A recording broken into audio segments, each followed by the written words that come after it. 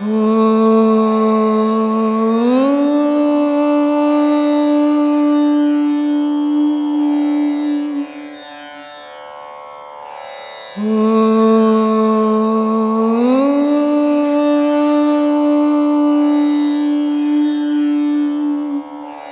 என்னன்னா, மாணிக்கவாசகர் சொன்னாரு, என் நெஞ்சம் பொய், என் அன்பும் பொய்,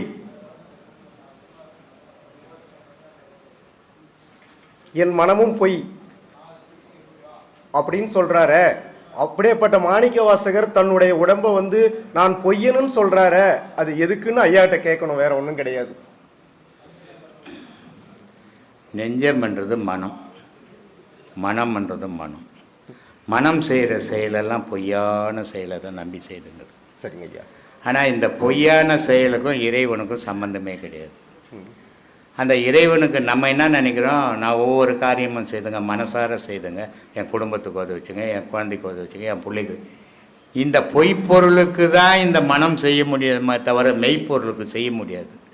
அந்த மெய்ப்பொருளுக்கு செய்யாததால் இது பொய்யான மனம், இது உண்மை இல்லை, இது அழிய போகுது. உடல் அழிய போகுது இல்லையா? உடல் அழியும் போது மனம் அழிஞ்சு போகுது இல்லையா? அப்போ இது மனம் பொய் தானே, என்னுடைய செயல் பொய் தானே. மெய்யான செயலை நான் செய்யலையே, மெய்யான பொருளை நான் துதிக்கலையே அப்படின்னு மாணிக்கவாசகர் வருத்தப்படுறார் இந்த உலக விஷயங்களை பார்த்து. அப்போது மெய்யான பொருளை துதிக்கணும், மெய்யான பொருளை வழிபடணும். அதுதான் உன் காலத்துக்கு வரப்போகிற விஷயம். இது எல்லாமே இப்போ உன் மனைவி, இது யாருங்க, என் பொண்டாட்டிங்க, எத்தனை நாளைக்கு இருக்க போகிறா, நாளைக்கு கொரோனா வந்துன்னா செதுவ போகிறா. இது யாருங்க, என் கணவருங்க, நாளைக்கு கொரோனா வந்து இவர் சாக போகிறாரு. இப்போ மனைவி என் கணவன் ஒன்றாக போகிறோம். எங்கேயோ பிறந்தாங்க, எங்கேயோ வாழ்ந்தாங்க, 2 பேரும் சேர்ந்தோம், 2 பேரும் பிரிய போகிறோம். ஆனால் கடவுள் ஒன்று விட்டு பிரிவானா? அப்போ பொய்யான காரியத்துக்கு தானே செயல் செய்துன்னு இந்த இவ்வளோ நாள். மெய்யான பொருளுக்கு ஒன்றுமே செய்யலையே, அதை யோசிக்க கூட இல்லையே. அதனால் வருத்தப்பட்டு இந்த மக்களை பற்றி சொல்கிறாரு. சரி, சொல்லுங்க. அதுதான் ஐயா, வேற ஒன்றும். நானே பொய்யன்னு அப்படியேப்பட்ட பொய் தான் அவர் சொல்கிறாரு. நான் எதுக்கும் அஞ்சேன், பேய் வந்தால் அஞ்சேன், பிசாசு வந்தால் அஞ்சேன், கொடூரமானவன் கத்தி கொண்டு வந்தால் அஞ்சேன்.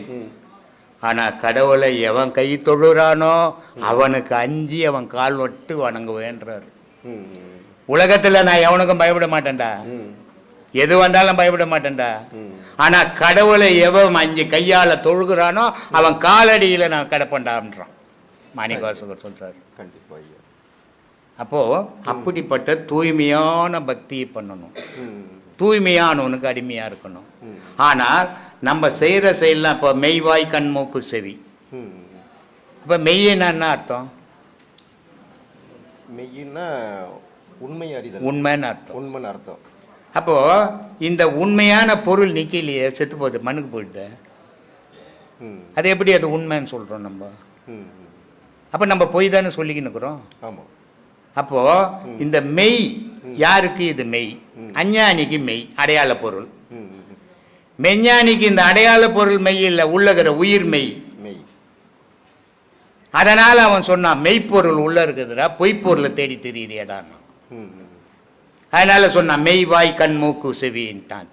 இது 5 அழிய போகிற பொருள், உள்ளகிற பொருள், அழியா பொருள்ரா. அது மெய்ப்பொருள், இது பொய்ப்பொருள். அதனால சொன்னான், காயமே இது பொய்யடா, சிவ காற்றடித்த பையடா, மாயனாராம் குயவன் செய்த மண்ணு பாண்டம் ஓடடா. உளுத்த நரம்பையும் உளுத்த சதையும் வெளுத்த நரம்பையும் இழுத்து கட்டிய கூடடா, நொந்த சோத்தையும் வெந்த காய்கறி போட்டடைத்த பையடா, காயமே இது பொய்யடான்னா அவன் மகான் சொன்னான். ஆனால் நம்ம என்ன சொல்கிறோம், இது மெய்ப்பொருள்னு நினைக்கிறோம். அப்போ நம்ம செயல் இந்த உலக விஷயத்தில் செய்கிறதெல்லாம் பொய்ப்பொருளை செய்துங்கிறோம். ஆனால் நமக்கு தோற்ற பொருளை தான், அதனால் அதை உண்மைன்னு நம்புகிறோம். எங்கேயோ தண்ணி இருக்கிற மாதிரி தெரியுது.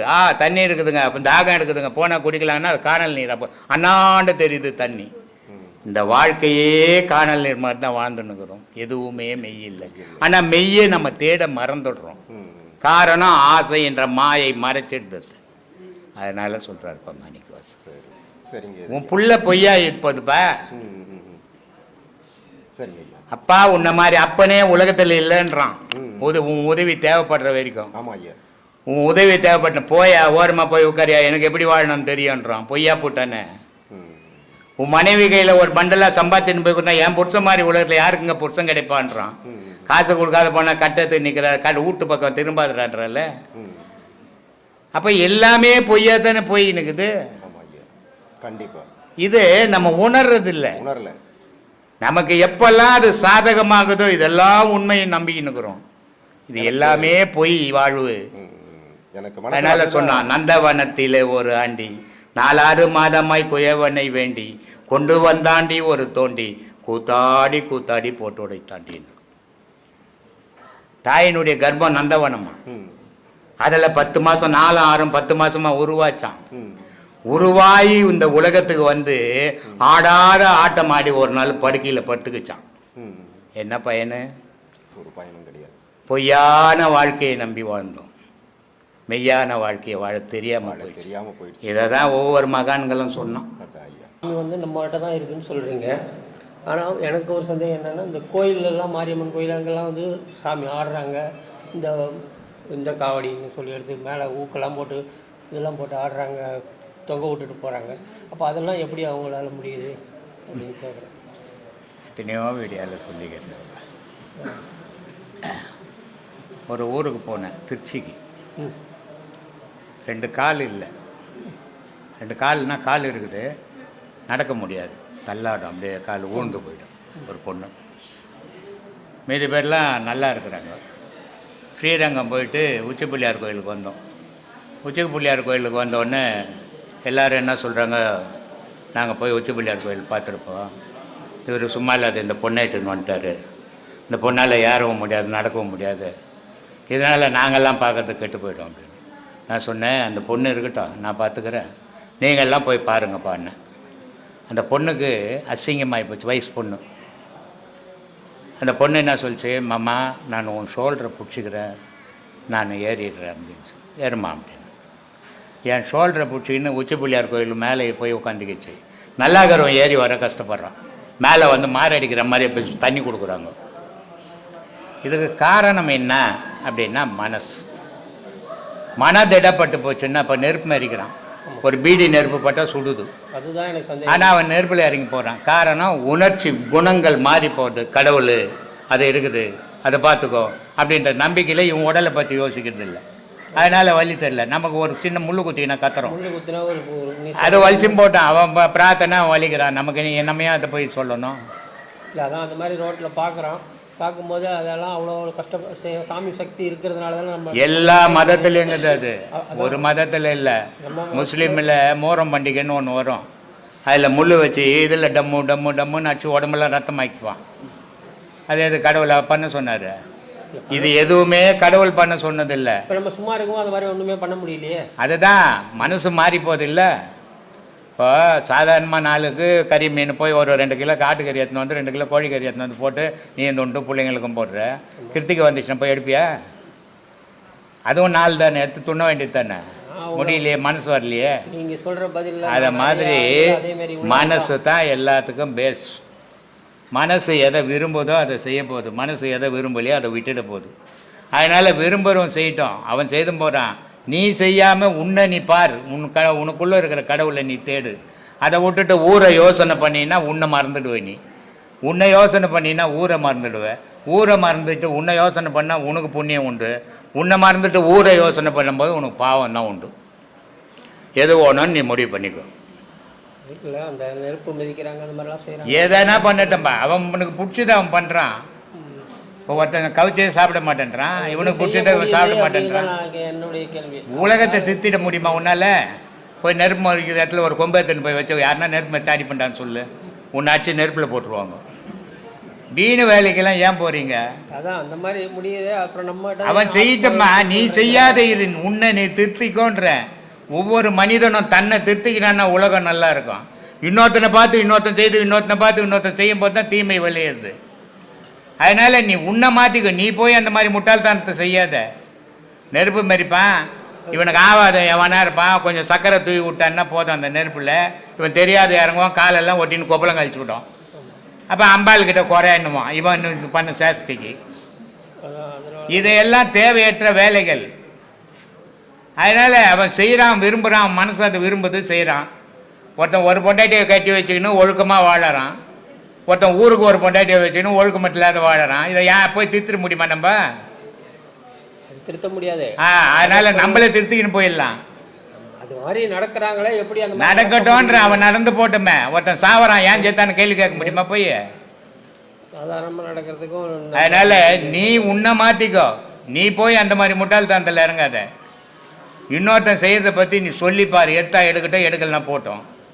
அதான் அதனால தான் வருதா அப்படின்னு. அது ஒரு சக்தி இருக்கிறதுனால தானே அந்த மாதிரி வருதுன்னு. சக்தி எல்லாருக்கிட்டும் இருக்குது. தூக்கு போட்டுக்கு போகிறேன்னா எல்லாத்த விட சக்தி ஜாஸ்தி. ட்ரெயினில் மாட்டிக்கு போகிறேன்னா எல்லாத்த விட சக்தி ஜாஸ்தி. இவனாவது உயிரோடு இருப்பான், காலு கை வெந்து போய். அவன் செத்து போகிறேன்னு போகிறான், அவனுக்கு எவ்வளோ சக்தி இருக்கணும் பாரு. ஆனால் சாவுறான போய். அதனால் ஊரை யோசித்தோம்னா நமக்கு விடிவே கிடைக்காது. உன்னை யோசனை பண்ணும். நமச்சிவாய வாழ்க, நாதன் தாழ்வாழ்க, இமைப்பொழுதும் எண்ணெஞ்சில் நீங்காதான் வாழ்க, கோகழி அந்த குருமணி தாழ்வாழ்க. இது திருவாசகம். நமச்சிவாயா அப்படின்னா நான்னா மண், மான்னா தண்ணி, சீனா நெருப்பு, யானா காற்று,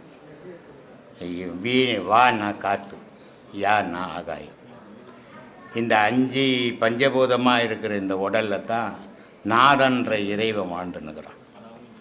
அந்த நாதனை எப்படி வளர்க்கணும், எப்படி வழிபடணும் அப்படின்னா, கோயிலில் போய் சிவசிவா நமச்சிவாயா அப்படின்னா வராது. அப்போது நாதனை காதலிக்கணும்.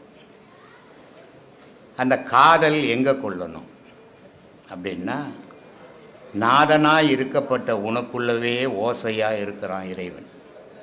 அந்த ஓசையாக இருக்கப்பட்ட இறைவனை நீயே உனக்குள்ளவே காதலிக்கணும். அதனால் சொன்னான், காதலித்து கசிந்து கண்ணீர் மல்கின்னு. ஓதுவார். இதை யார் சொல்கிறானோ அவன் உயரத்துக்கு வருவான்டா அப்படின்னு. அதனால் அப்படிப்பட்ட நமச்சிவாய மந்திரம் இருக்குது. அது சாதாரண மந்திரம் இல்லை. யார் ஒருத்தன் நமச்சிவாயா நமச்சிவாயான்னு ஒரு 108 தடவை காலையில் அவன் தூங்கி எழுந்த உடனே அவன் சொல்கிறானோ, அவனுக்கு ஒரு கடவுள் பாதை தெரிய ஆரம்பிச்சிடும். ஏன்னா நமச்சிவாயம்ன்றது 5 பஞ்சபூதங்களும் உள்ளடங்கினது. 5 பஞ்சபூதத்தையும் படைச்சி 5 பஞ்சபூதத்தையும் ஆளக்கூடியவன் நாதன். நாதன்னா ஓசை. ஓசையும் ஒளியுமா சக்தியும் சிவமா இருந்து உலகத்தை இயக்குறான். உடல் இல்லாத உயிர் எங்காது. நிறைய மதத்தில் ஒரு கடவுளோ நான் அறியாமையில் சொல்லின்னு இருக்கிற விஷயம். ஒரு பொருள் எப்பவுமே ஏக்கம் பண்ணாது, 2 பொருள் சேர்ந்தால் தான் இயக்கும். உடலும் உயிரும் சேர்ந்தால் தான் இயக்கும். உடல் மட்டும் இருந்தால் இயங்காது, உயிர் மட்டும் இருந்தால் இயங்காது. அதே மாதிரி ஒரு ஆண் தனித்து இருந்தான்னா அவனுக்கு குடும்பம் கிடையாது. ஒரு பெண்ணை இணைக்கும் போது தான் குடும்பம். அது மாதிரி 2 பொருள் சேர்ந்தது தான். அப்படி உலகமும் இரவும் பகலும், இன்பம் துன்பம், நன்மை தீமை, சக்தி சிவம், இத்தனைக்கும் அடிப்படையான ஒரு வார்த்தை எதுனா நமச்சிவாயான்ற மந்திரம். அந்த நமச்சிவாயா மந்திரத்தை யார் காலையில் எழுந்து ஒரு 108 தடவை பாராயணம் பண்ணுறானோ, அந்த நேரத்தில் எந்த மன சஞ்சலமும் இல்லாத வேறு எண்ணங்கள் இல்லாமல் செய்கிறானோ அவனுக்கு ஒரு பாதை தெரியும். அந்த பாதையில் அவன் பயணம் பண்ணனா அதை அடைய வேண்டிய பொருளை போய் அடைவான். அதுக்காக அதை சொல்கிறாரு. அதை எப்படி இருக்கணும்னா, அழுவணும் அதுக்கிட்ட, அதை காதலிக்கணும், கண்ணீர் வரணும். சும்மா ஏதோ போய் சலிட்டு அடிக்கிறவன் ஃப்ரெண்டுக்கிட்ட கூப்பிட்ற மாதிரி கூப்பிடக்கூடாது. அது உயர்ந்த பொருள். அந்த உயர்ந்த பொருளை வணங்கினா நீ தாழ்ந்து வணங்கணும். அப்போ தான் அதை அடைய முடியுன்றது தான் அந்த பாட்டினுடைய பொருள். சரிங்க ஐயா. பதி பசு பாசம் அதனோட தத்துவத்தினுடைய விளக்கத்தை ஐயா சொல்லுமாறு கேட்டுக்கொள்கிறேன். பசுன்னா உன் உடல், பாசம்னா உன் மனசு, பதினா கடவுள் இருக்கிற இடம். சரிங்கய்யா. இந்த மனம் எவ்வளவு தான் நம்ம சும்மா கண்ணை மூடி நீங்கள் நிறைய சொல்லிட்டீங்க, அதுக்கு விளக்கமும் நானும் கேட்டேன். இருந்தாலும் இந்த மனம் ஒரு அடக்கத்துக்கு வரணும். அடக்கத்துக்கு மனமே வராமல் ஏதாவது சொல்லும்போது நம்மளுக்கு சினம் வருது.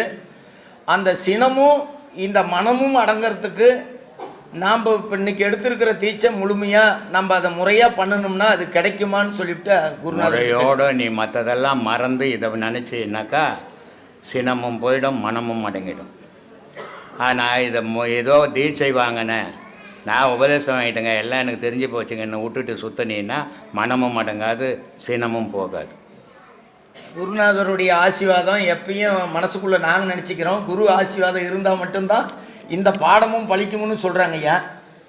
அது குரு ஆசீர்வாதன்றது, குருன்றது நான் இல்லை.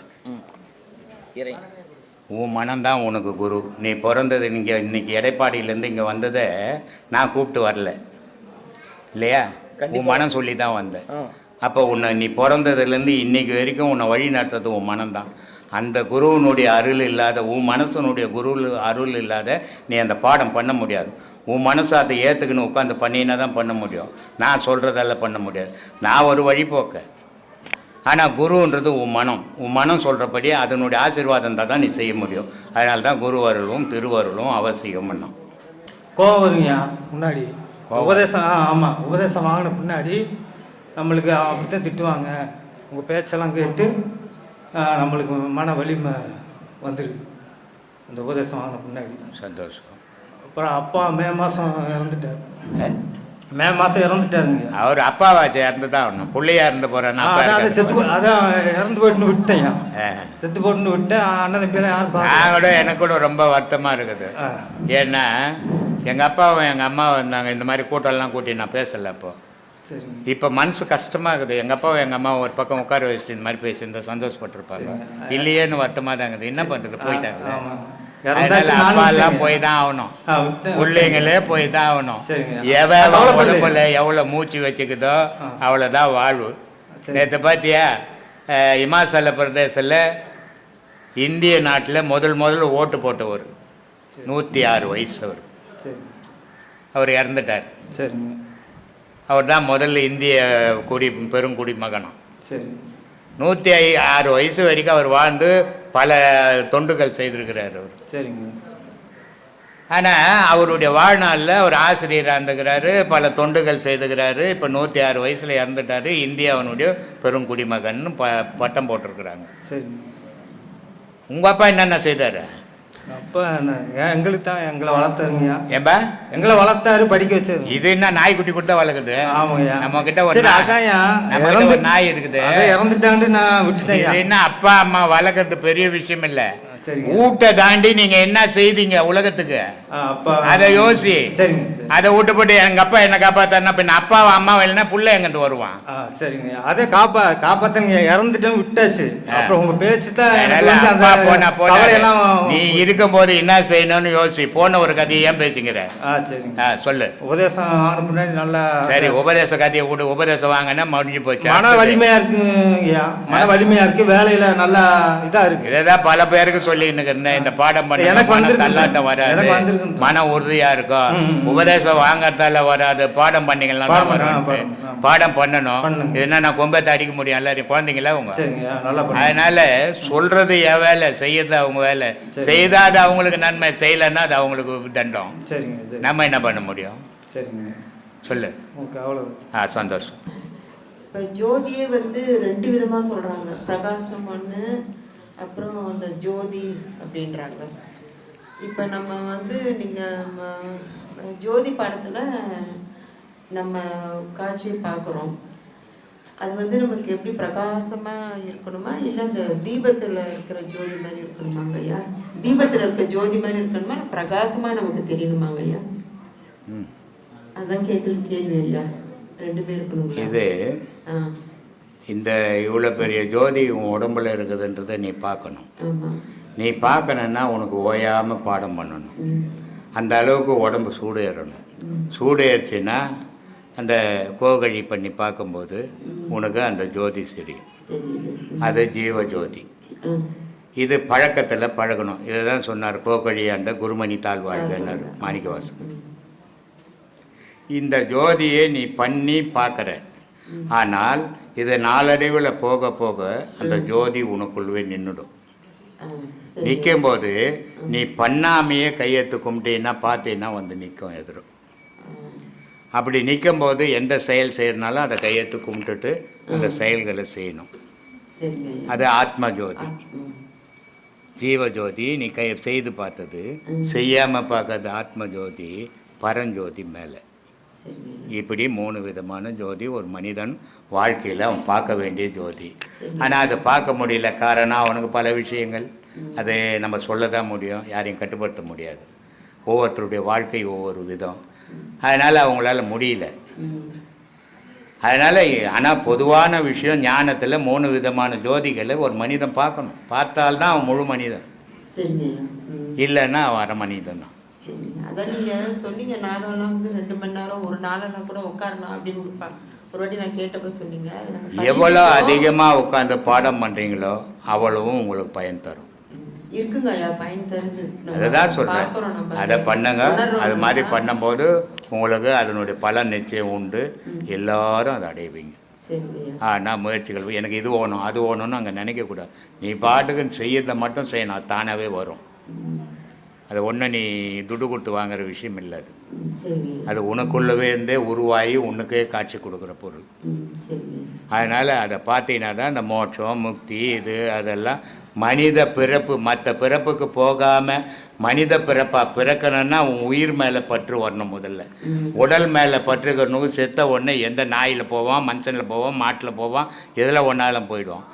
இந்த பாதையில் இருக்கிற 100 வாட்டி பிறந்தா கூட அவன் மனுஷனாக தான் பிறப்பான். இதுதான் இதனுடைய சிறப்புமா. சொல்லு. அப்புறம் மகாமேருன்னு பூஜை பண்ணுறாங்க இல்லையா, மகாமேருலாம் வச்சு மேரு, அது என்னங்க இது? ஒன்றுமே கிடையாது. மகாமேருன்றது உன் தலையில் இருக்குது, நீ அதுக்கு பூஜை பண்ணணும். இப்போ கிரிவலம் போகிறாங்க தெரியுமா, கிரின்னா தலைன்னு பேர். கிரின்னா தலை, மண்ணுக்கு மலை தலை, உனக்கு உன் தலை, இதுதான் கிரி. இந்த கிரியை சுற்றணும், இதை சுத்த முடியல, சுத்த முடியாதால மலையை போய் சுற்றிங்கிறாங்க. ஏதோ ஒன்று அந்த பாதையில் இருக்கிறாங்க, சந்தோஷம் பட்டுன்னு போக வேண்டியதுதான். அப்புறம் அந்த ஆத்ம சகோதரத்துவம் அப்படின்னு, ஆத்ம சகோதரத்துவம் அப்படின்னு சொல்லிட்டு ஒரு வீடியோ ஒன்றுல பார்த்தப்ப அது என்னன்னு எனக்கு புரியல. நான் அது மாதிரிலாம் பேசுறது இல்லையா. ஆத்ம சகோதரம் இல்லை, நம்ம வீடியோவில் இல்லைங்கய்யா, பொதுவாக இது அவங்களுக்கே தெரிஞ்சதை எது என்ன சொல்லியிருப்பாங்க. நான் அப்படிலாம் பேசுகிறேன். நீ பேசுறது ஆத்மா தான், அப்புறம் அங்கங்கே சகோதரத்துவம் வந்து நான் பேசுறது ஆத்மா தான். ஒவ்வொரு மனிதனும் பேசுறது ஆத்மா தான். ஒவ்வொரு மனிதனோட செயலும் ஆத்மாவால் தான் நடக்குது. அங்கே சகோதரத்துவம் எங்கே வரும்? அதனால் அவங்க சொல்கிறவங்க அவங்க சொல்லி போட்டோம், நமக்கு வேணும் அந்த வீணு வேலை இல்லை. நான் என்ற எண்ணம் இல்லாத செய்யணும். ஏன்னா தர்மம் வாங்குறவங்களுக்கு ஐயா சொல்லியிருப்பாரு, தர்மம் கொடுக்க வேண்டிய உன்னோட கடமை. தர்மம் கொடுக்கணும்னு நீ நினச்சிட்டேன்னு சொன்னால் யாரையும் பார்க்காத, மூஞ்சி முகம் பார்க்காத, பார்க்காம நீ தர்மம் பண்ணு அப்படின்னு ஐயா சொல்லியிருக்காரு. சரி இப்படியே பண்ணின்னு போகலாமா அப்படின்னா இப்படி பண்ணலாம். இப்படி பண்ணணும்னு முடிவு பண்ணிட்டோம்னா அங்கே நான் தர்மம் பண்ணுறேன்ற அந்த நினப்பு கொஞ்சமும் வந்துடக்கூடாது. ஏன்னு சொல்கிறேன் அப்படின்னு சொன்னால், நான் வந்துடுச்சின்னு சொன்னால் நான் ஒரு விஷயம் பண்ணுறோம். இப்போ அன்னதானம் பண்ணுறாங்க. அன்னதானம் என்ன பண்ணுறான்? ஐயாவோட பிறந்த நாளை முன்னிட்டு, ஐயா சித்தி அடைஞ்ச நாளை முன்னிட்டு அப்படின்னு இந்த அன்னதானத்தை அவரோட பேரில் பண்ணும்போது வாங்குறவங்க எல்லாரும் சீடர் வைப்புறாங்களா? வாங்குற எல்லாம் பக்தராக வைப்புறாங்களா? இல்லை, குடிச்சிட்டு கூட வரலாம். ஆனால் பசின்னு வந்து நிற்கிறாங்க. இப்போ யார் வேணா வந்து வாங்குறாங்களே, இப்போ இந்த புண்ணியம் இது புண்ணியமா இல்லை பாவமா? புண்ணியம். எப்போ புண்ணியம்? ஐயா பேரில் பண்ணால் அது புண்ணியம். ஆனால் நாம் உள்நோக்கத்தோடு அங்கே எதையாவது பண்ணோன்னு சொன்னால், இப்போ வந்து வாங்குறாங்க தெரியுங்களா, அவங்க சரியான ஆட்களாக இல்லைன்னு சொன்னால் அவங்களால கிடைக்கக்கூடிய பாவம் உங்களை தான் வந்து சேரும். ஏன்னா நானுன்ற எண்ணத்தோடு அங்கே பண்ணால் இந்த பாவம் கண்டிப்பாக நம்மளை வந்து சேரும். அப்போ பொது நோக்கோடு பண்ணுறவங்க எங்கேயுமே தன்னை முன்னிறுத்திக்க கூடாது. முன்னிறுத்தணும்னு சொன்னால் பாவம் எப்படி வருதுன்னே தெரியாமல் நம்மளை வந்து சேரும். திருமூலர் ஒரு இடத்துல சொல்கிறாரு, இந்த தானம் தர்மம் பண்ணுறவங்கள பற்றி ஒரு இடத்துல சொல்கிறாரு, திலமத்தனை பொன் சிவஞானிக்கு ஈந்தால். திலமத்தனைனா எல்லளவு, ஒரு எல்லளவு பொண்ணை ஒரு சிவஞானிக்கு, சிவனே கதின்னு சதா சர்வகாலமும் இருக்கக்கூடிய ஒருத்தருக்கு எல்லளவு பொண்ணை கொடுத்தானா கூட போதும்பா. பல முக்தி சித்தி பரபோக முக்தி தரும் ஒரே ஒரு எல்முனை அளவு ஒரு சிவனோட பக்தனுக்கு நீ கொடுத்தன்னு சொன்னால் பல முத்தி சித்தி பரபோகமும் தரும். யாருக்கு கொடுத்தா? சிவனே கதின்னு யார் இருக்கிறாங்களோ, பட்டு போட்டவங்களாம் சிவனடியார் இல்லை, சிவனே கதின்னு இருக்கிறவங்களுக்கு நீ கொடுத்தா அந்த பொண்ணு எல்லளவு இருந்தால் கூட உனக்கு சித்தியும் முத்தியும் பரமோகமும் தரும் அப்படின்றாரு.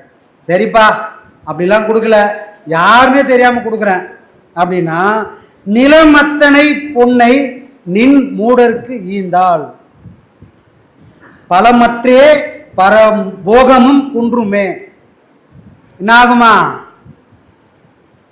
நிலமத்தனை, இந்த பூமியில் இருக்கிற பொண்ணெல்லாம் எடுத்து ஒரு மூடனுக்கு நீ கொடுத்தனா, தானன்ற பேரில் பொண்ணு பொருளெல்லாம் ஒன்றுத்துக்கும் உதவாத பாவத்தை செய்யக்கூடியவனுக்கு நீ கொடுத்தால் பலம் போயிடும். யாரோட பலம் போயிடும்? உன்னோட பலம் போயிடும். பர போகமும் உனக்கு சித்திக்காமல் போயிடும். ஏன்? தவறான ஒரு ஆளுக்கு தானம்ன்ற பேரில் உன்னை முன்னிறுத்தி நீ கொடுத்தேன்னு சொன்னால் அவன் தவறானவனாக இருந்தால் நீ தப்பிச்சு போகக்கூடிய வழியை அவனால் விளையக்கூடிய பாவம் உன்னை போக விடாமல் தடுக்கும். ஆனால் உண்மையான தேடி கண்டுபிடிச்சி நீ நிலமனுக்கும் பொண்ணு கொடுக்க வேணாம், எல் முனை அளவு கொடுத்தனா கூட போதும். அதே பரலோகம் போகக்கூடிய அந்த வாசலை அது திறந்து வைக்கும். அப்போ நாம் என்ன பண்ணோம்? அன்னதானம் பண்ணணும். கரெக்டு. யாரை முன்னிறுத்தி பண்ணணுமோ அவங்கள முன்னிறுத்தி பண்ணால் நமக்கு அதோட பாவ பலனு நமக்கு கிடைக்காம தப்பிச்சு போகலாம். உள்நோக்கத்தோட நீ தர்மம் பண்ணால் கூட அந்த தர்மத்தோட பயன் நம்மளை வந்து சேராமல் பாவம் வந்து சேர்ந்துடும்.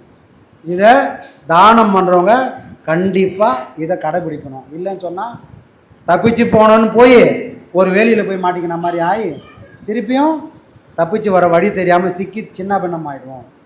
இதை நாம் எல்லாரும் மனசில் வச்சுக்கணும். அவரை காரணம் காட்டின்னு பாவமும் பண்ணக்கூடாது. புரியுதுங்களா? அப்போ தானம் தர்மன்றது நமக்கு பலம் கொடுக்கணும், சக்தி கொடுக்கணும், நாம் தப்பிச்சு போகிறதுக்கு வழியும் காட்டணும். அதுதான் தானம் தர்மமாக இருக்கணும். அப்படி பண்ணணும். சரிங்களா? நல்லதுங்களா? எனக்கு வந்து ஒரு டவுட்டுங்க சாமி. பெருமாள் கோயிலுக்கு வந்து பக்தர்கள்லாம் போகிறாங்க. அப்போ அந்த கோயிலுக்கு ஐயர் வந்து பெருமாளோட திருமகுடத்தை வந்து தலையில் வைக்கிறாரு.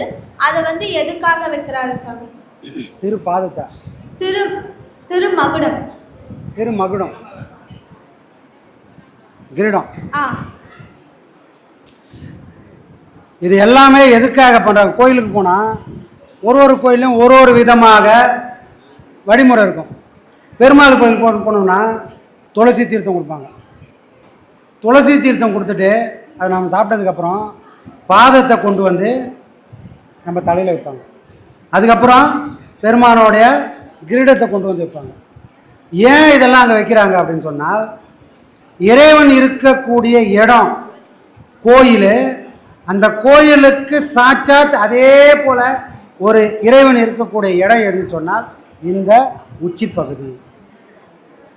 அப்போ இறைவன் கிட்ட இருந்து அந்த அந்த கிரீடத்தை கொண்டு வந்து நம்ம தலையில் ஏன் வைக்கிறாங்கன்னா, நம்ம தலையில் இருக்கக்கூடிய இறைவனை நாம் உணரணும் அப்படின்றதுக்காக இந்த செயலை அவங்க செய்கிறாங்க. இப்போ இது நடக்கணும் அப்படின்னு சொன்னால் இறைவனுடைய பாதத்தை யார் ஒருத்தன் தன் தலைமையில் சுமக்கிறானோ அவனுக்கு தான் இந்த கதி ஏற்படும், இந்த நிலை அவங்களுக்கு வாய்க்கும். புரியுதா? அதனால தான் அங்கே போனோம்னா அந்த திருப்பாதமும் திருமுடியும் ரெண்டுமே கொண்டு வந்து நம்ம தலையில் வைப்பாங்க. இது நாம் அடையணுன்றதுக்காக அங்கே ஒரு வழிமுறையாக வச்சுருக்காங்க. சரியா? நன்றி சாமி. ஆத்மா.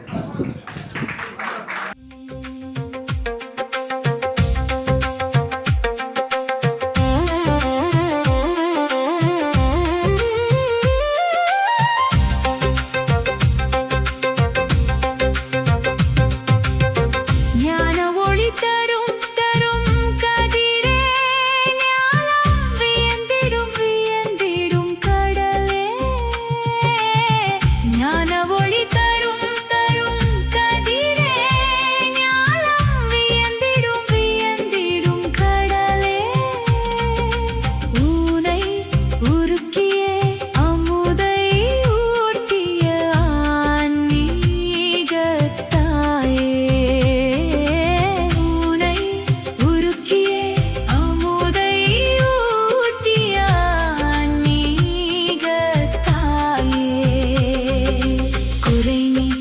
குருவே இறை தூதனும் நீயே குறை நீக்கிடும் குருவே இறை தூதனும் நீயே சரணம் சரணம் ஐயா நித்யா